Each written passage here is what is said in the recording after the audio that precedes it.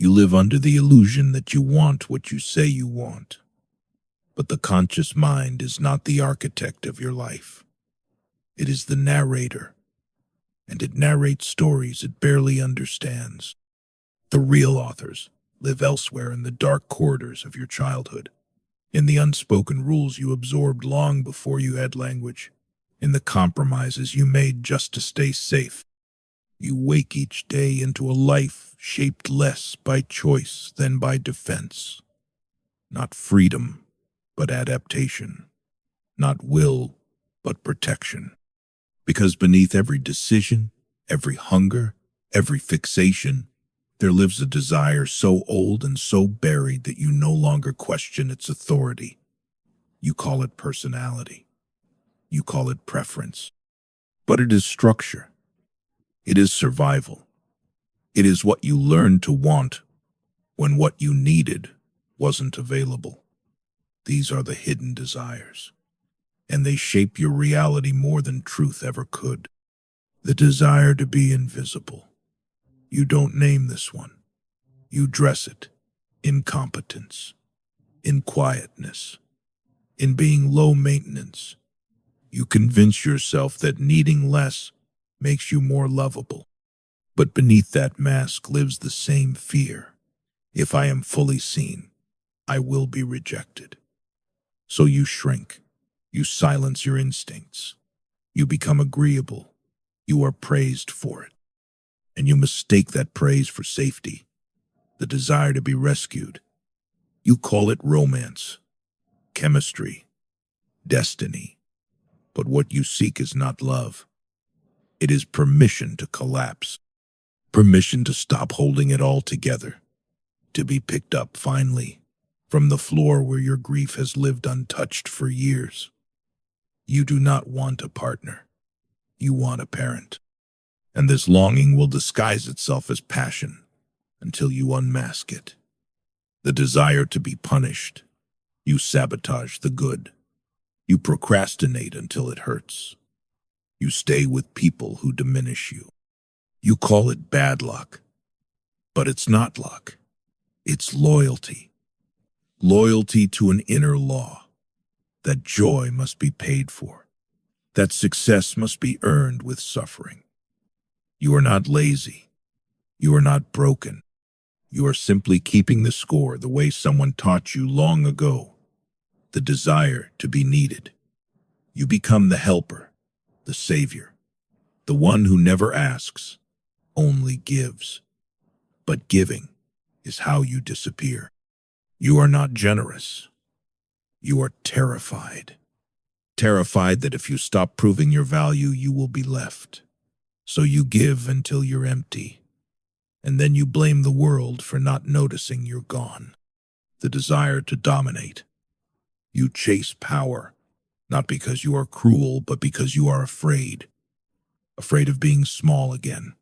Afraid of being at someone else's mercy. So you build an empire of control. You stop asking.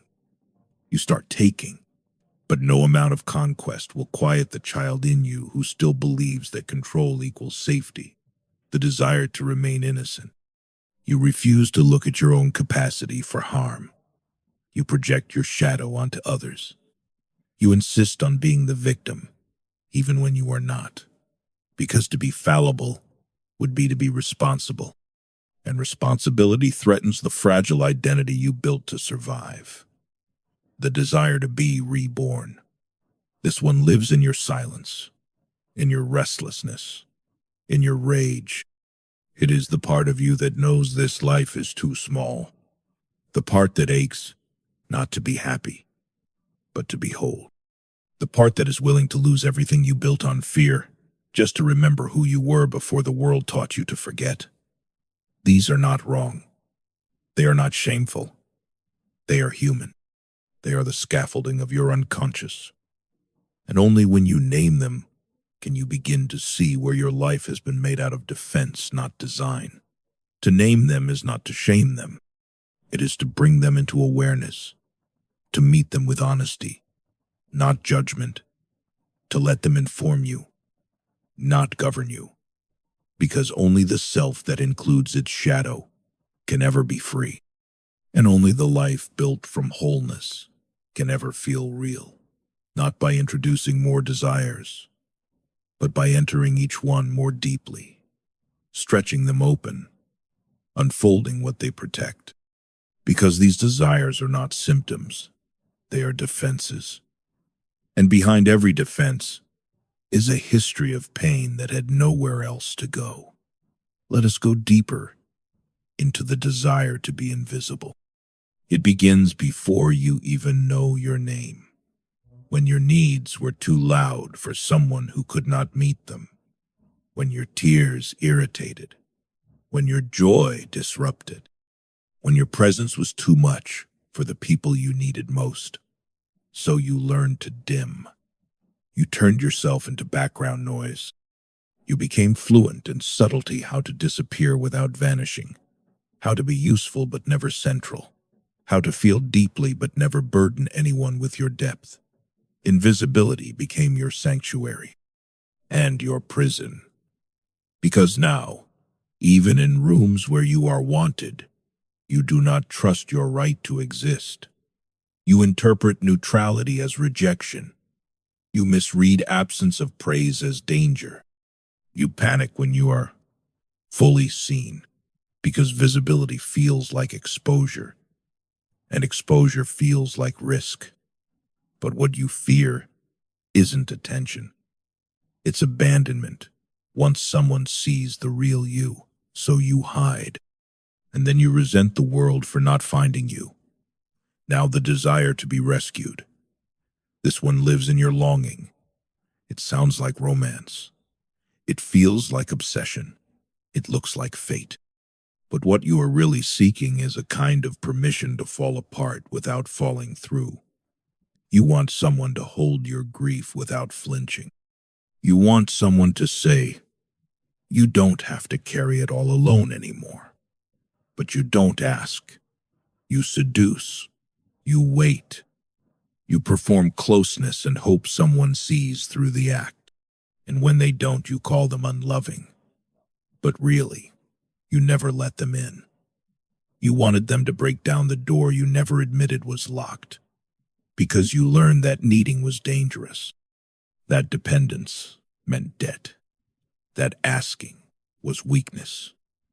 So you dreamed of rescue, a fantasy of reversal, a parent who returns, a lover who sees the unseen, a hand that reaches without demand. But you are no longer a child, and the rescuer is not coming. Not because you don't deserve one, but because the part of you waiting to be saved is the part that must finally be claimed by you. We continue into the quiet ache beneath the desire to be punished, a paradox, to want what hurts, to return again and again to the person, the place, the pattern that leaves you depleted, humiliated, small. Why would you do this? Why would anyone? Because you were taught not in words but in tone, in silence, in repetition that love is something you must survive, that comfort is suspicious, that peace is unearned, that guilt is the cost of joy. So when life offers ease, your body tenses. You brace for the fall. You unconsciously sabotage the stillness because suffering is familiar and therefore safe. You're not addicted to pain. You're loyal to a narrative, one that says, I must pay for being alive. I must prove I deserve to stay. And that proof looks like failure. It looks like not finishing what you start, like choosing people who mirror your earliest diminishment. So you call it fate. You call it karma. You call it your fault.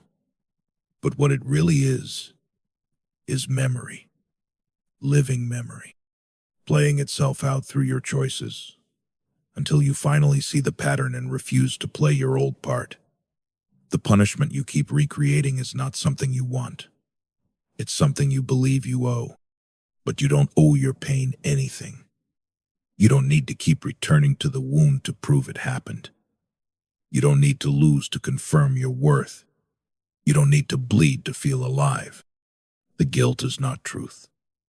It is residue. And you can leave it behind without betraying what you endured. Now we descend into the desire to be needed. This one hides behind generosity, behind the smile, the helpfulness, the careful way you anticipate what others want before they know themselves. You pride yourself on being indispensable, on being the one who never needs, only provides. But secretly, quietly, you are starving. Because every act of giving that comes from fear, not love, deepens your loneliness.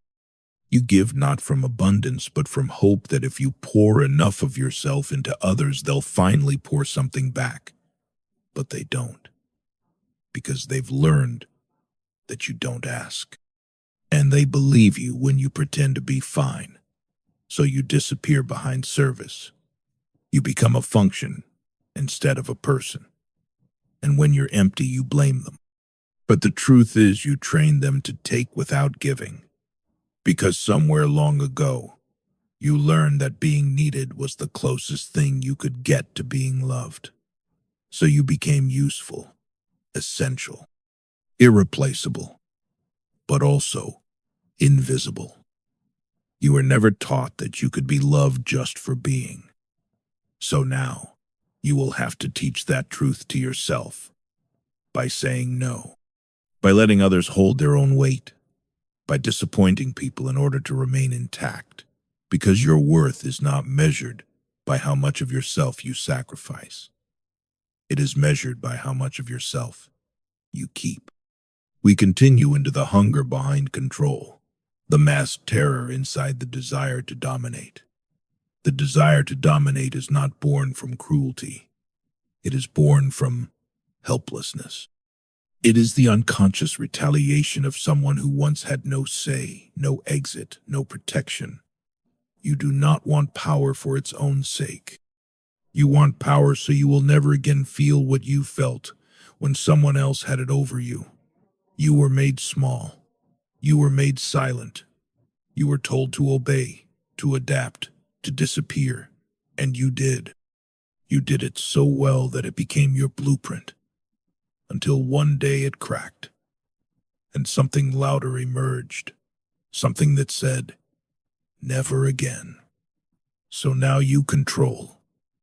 You manage every detail. You outthink, outrun, outmaneuver. You dominate conversations. You decide who gets close and when. You mistake distance for dignity. But what you are really building is a fortress around your nervous system. Because intimacy once meant danger. Dependence once meant exposure. And so control became the only safe container for your fear. But it is lonely. Because no one can meet you when you are always above them. No one can reach you when you sit in the tower of certainty. You say you want love, but only if you can remain unshaken. You say you want trust, but only if no one ever holds the keys to your heart. This isn't power. It's protection. It's armor mistaken for strength. It's strategy mistaken for sovereignty. And you are tired. Because holding the world in your fist doesn't make you safe. It makes you hard. And underneath that hardness is a grief so ancient, so unspoken, that you would rather dominate than feel it. But the moment you feel it, not collapse into it, not become it, but witness it, you begin to soften. And in that softness, a new kind of power arrives, one that doesn't require control, because it no longer fears surrender. Now, we descend into the desire to remain innocent. This is perhaps the most invisible of them all, because it wears the costume of virtue, of moral high ground, of victimhood, even when it's not earned. You want to be good, unblemished, untouchable, in your righteousness, because once, when you made mistakes, You were punished more for being wrong than for being real. So now, you disown your aggression. You deny your envy. You project your selfishness onto everyone else. You keep your identity intact by dividing the world. Good people and bad, safe and unsafe, pure and contaminated. You must stay on the pure side, even if it means distorting reality. Because being fallible feels like annihilation. But innocence is not the same as integrity, and denial is not the same as healing. To grow, you must give up the story that you are incapable of harm. You must look in the mirror and say, I am not always right. I have hurt people. I have failed. And I am still worthy of love. There is no liberation without the death of false innocence. And there is no wholeness without claiming your shadow. Finally, the deepest desire, the desire to be reborn. This is not a want. This is a calling. It lives in your quietest moments, in your restlessness, in your dissatisfaction with the life that fits, but no longer feels like it belongs to you. You look around at what you've built, the relationships, the career, the image, and it all feels wrong. Not because it's broken, but because it was built by a version of you who no longer exists. You want to burn it down, to run, to disappear, to begin again somewhere unnamed, unknown. But that impulse isn't recklessness, it's truth. It's the soul's quiet revolt against a life shaped by adaptation, not desire. This is the death instinct Freud feared but misunderstood. It is not a wish to die. It is a wish to stop living a life that isn't yours. And so you fantasize about collapse, not to escape, but to be free. You want to be touched by something real again. You want to remember who you were before the world told you who to become. This is not a midlife crisis. This is a psychic rebirth, and it cannot be rushed. It cannot be faked. It must be earned by shedding, by grieving, by letting every mask fall without knowing what's left beneath. You do not want a new life. You want your original one, the one you had to abandon to survive, and now you're ready to return to it. Not by going back, but by going deeper. We continue into the final movement, where all the hidden desires, once named, begin to loosen their grip. Not because they vanish, but because they are finally seen. This is not transcendence. This is not healing as conquest. This is not some clean ascent into light. This is integration. The slow, deliberate reunion of parts you once had to banish in order to belong. You don't become pure. You become whole. Because what the unconscious needs is not to be fixed, but to be trusted. It needs to know that the conscious mind will no longer exile what feels too raw, too strange, too difficult to explain. It needs to know that the parts of you once labeled too much now have a place to rest. That your rage will not be pathologized. That your grief will not be minimized. That your desire will not be silenced. That your contradictions will not be punished. This is how the unconscious softens. This is how symptoms fade. This is how patterns change, not by force, but by fidelity.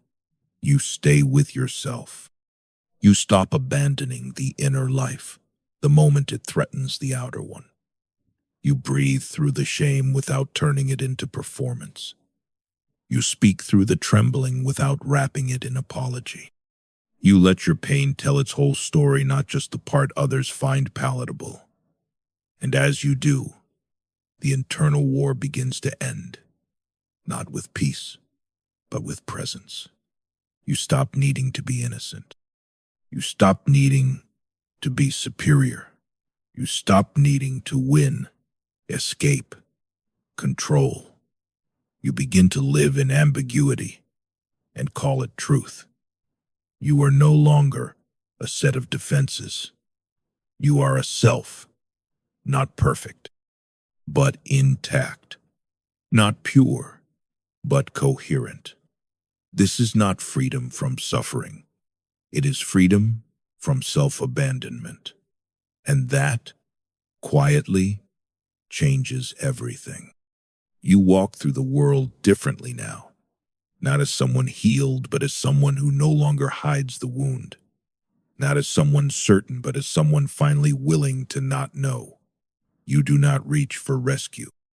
You do not collapse into shame. You do not numb. You do not perform. You are simply here, with your contradictions, with your scars, with your voice, with your story not cleaned up for anyone. You are no longer begging to be seen. You are looking into your own mirror and staying. And in that staying, you become someone your past self never imagined could exist. Not someone who was loved perfectly. Not someone who was never harmed. But someone who turned toward their own mind and said, I will not exile you anymore. And meant it. That is the end. Not of work, not of growth, but of forgetting. You remember now who you were, who you lost, and what it means to live a life shaped by truth, not fear. You are no longer ruled by your hidden desires. You are in conversation with them. You are no longer performing wholeness. You are inhabiting it, and that is enough. We continue not to add more, but because endings like this don't close with certainty, they echo. They linger in the body, in the space behind the last sentence. This is the part no one prepares you for. What it feels like to live without the compulsions that once defined you, without the invisible appetites that quietly governed your every movement. When you stop chasing punishment, when you stop being needed to feel worthy, when you stop seeking domination or rescue or control, you find something terrifying. Silence, space, freedom. Not the kind that feels good immediately, but the kind that makes you dizzy. Because for the first time, your life isn't dictated by reaction. You're not orbiting trauma. You're not performing need. You're not seducing approval. You're here, not pulled forward by fantasy, not pulled backward by memory, just here, present, raw, unshielded. This is what psychic freedom feels like at first. Like vertigo, like weightlessness after years of armor, like walking without a costume. You miss the old compulsions. You miss the intensity. You miss the chaos that once made you feel real. But you don't go back, because you know, on a level deeper than reason, that you are no longer willing to betray yourself for relief. You sit in the stillness. You let the quiet teach you. You wait for the self beneath the defense to rise again slowly, faithfully, without having to be earned. This is not resolution. This is a relationship with yourself, with the parts that once terrified you, with the pain that shaped you, but no longer speaks for you. You're not healed. You're not enlightened. You're simply not hiding. And for now, that is the most honest form of power there is. Let it be enough. Let this be the beginning of a life that no longer negotiates its truth. Let this be the breath you don't take to perform calm, but because you are finally home in your own depth. Let this be the last time you confuse intensity for aliveness. Let this be the first time you say yes to what is real, even if it's quiet, even if it's small, even if no one sees it but you, because you see it now. And that is the first true act of becoming whole. We continue not because more must be said, but because the soul often needs repetition to believe what it never thought it could deserve. The mind understands quickly. The psyche does not. It moves in circles, not lines. So we return, not to add, but to deepen. Because wholeness is not something you cross into. It's something you spiral into, again and again. Each time with less panic. Each time with more presence. You will forget this work. You will slip. You will wake one day and find yourself performing again, pleasing, managing, hiding, hungering. And you will think you failed. You haven't. You are simply meeting another layer, another voice within, another version of you that didn't yet feel safe enough to surface. And now, it has. You don't regress, you reveal. What looks like falling back is actually falling in. This is the hidden rhythm of transformation. Reveal, recoil, remember, recommit. Not because you need to be fixed, but because every version of you deserves to be met, especially the ones you thought you had to leave behind to survive. They're still here, and they are not angry. They are waiting for you to stop reaching for the next version of yourself long enough to hear what the current one still needs. Maybe not peace, maybe not love, maybe just the permission to not be exiled again. You are not a project. You are not a redemption arc. You are a person. You contain multitudes, and they are not here to be edited. They are here to be held. All of them. Even the needy one. Even the jealous one. Even the fragile one. Even the angry, manipulative, terrified one. Not indulged. Not indulged, but understood. Because what you can understand, you don't have to fear. And what you don't fear, you don't have to control. That's the real end of suffering. When you stop warring with your own nature, you stop rewriting yourself into something cleaner, something simpler, something easier to explain. You let your life be a slow return to what's already true, and that is enough. No more chasing, no more numbing, no more shrinking for the comfort of others. No more dying to be accepted in a room that doesn't even know how to see you.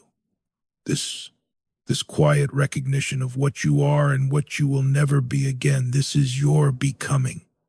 Let it unfold, silently, powerfully, without apology, because you are not here to convince anyone of your worth. You are here to remember it, and you just did. We continue not because there is more to prove, but because presence is a practice, and practices require return. Again and again, until what was once foreign becomes familiar, until the voice that used to whisper only in dreams becomes the one you follow in daylight. So we return to the center. The center is not calm. It is not serenity. It is not some romantic silence. It is real, which means it is alive. It trembles. It contracts. It pulses with contradiction, but it does not lie. The center tells the truth you tried to forget, that your wholeness was never waiting on a better version of you, only on your willingness to stay with the one that's here. This is what presence demands, that you stop outsourcing authority, that you stop begging for permission, that you stop confusing feedback for belonging. Because no mirror will ever reflect you clearly if you are still shape-shifting to earn the gaze. You must choose one life to live, not the one you crafted to survive. The one that speaks even when no one's listening. The one that burns even when no one approves. That life is quieter, It doesn't perform. It doesn't impress. It simply is. It moves beneath every fantasy, beneath every hunger, beneath even your shame. It's the you that survived, the one who saw everything and stayed intact, even in exile. Return to that self now, not as an idea, not as a hope, but as a vow. No more separation, no more fragments, no more waiting for the world to make you whole. You are already whole, in your pain, in your longing, in your madness, in your failure, in your unfinishedness. You are not a process. You are not a plan. You are not a problem. You are here, fully, and there is nothing else to become. Only to remember, only to remain. Remain even when it's quiet. Remain even when no one celebrates you. Remain even when the old stories knock at your door and beg you to come back to the false life that almost killed you. Remain, because now you know the cost of leaving yourself, and you are no longer willing to pay it. This is where the monologue ends, not with a conclusion, but with an invitation, not with triumph, but with truth, the kind you walk with for the rest of your life, quietly, steadily, fully, as yourself. We continue, because truth is not a destination. It is a rhythm, a pulse that returns every time you stop performing, every time you choose contact over comfort, integrity over approval, depth over speed. This rhythm doesn't always feel good. It doesn't always feel like clarity. Sometimes it feels like emptiness. Sometimes it feels like silence. Sometimes it feels like standing still while the rest of the world rushes by. But that stillness is your truth breathing, and your breath now belongs to no one but you. You no longer speak to be believed. You no longer shrink to be safe. You no longer twist yourself into something convenient for people who never stayed long enough to know you. You have remembered what it means to contain yourself, to be the witness, the container, and the fire without asking anyone else to hold the match. This is where shame loosens, not because it disappears, but because it finally meets something stronger, your refusal to abandon your inner life again. That refusal is the ground beneath your future, not ambition, not certainty, not answers. Refusal. Refusal to be split. Refusal to be silenced. Refusal to exile what is inconvenient, raw, or slow. Because what you once called weakness was wisdom. What you once called broken was a boundary. What you once hid in shadow was the beginning of your liberation. And now you know, so you don't need more teaching. You don't need more fixing. You don't need more proof. You just need to keep walking with your full self intact. Even if the road narrows, even if the world resists, even if no one claps, because there is a deeper applause waiting. Not outside, inside, in the part of you that waited years to be met and was never meant to be abandoned again. That applause is silent, but it will follow you everywhere. Because now, you have remembered how to belong to yourself. And there is no deeper truth than that. You don't walk away from this with a trophy. You walk away with a mirror, one you no longer turn from. One that doesn't flatter, doesn't soften, doesn't lie. It simply reflects what's always been waiting beneath the mask. A life that belongs to you even in its mess, even in its silence. This isn't a revelation. It's a return, not to something new, but to something ancient, something intact, something that was never destroyed, only buried beneath the performances you used to stay alive. Now there is no need to perform, no need to negotiate your value, no need to contort yourself to fit what was never made for you. You no longer confuse stillness for weakness. You no longer mistake attention for affection. You no longer chase what abandons you, because you've remembered what you truly desire is not love, not power, not pleasure, but peace with your own being. The kind of peace that doesn't depend on being understood. The kind that holds you when the world forgets your name. That peace is not granted. It is reclaimed. And you have just reclaimed it. Not with violence, not with noise, but with the smallest, hardest thing of all. You stayed. You stayed with yourself through the chaos, through the ache, through the illusion, through the hunger. And now there is no going back, because once you've met yourself in truth, nothing false will ever satisfy again.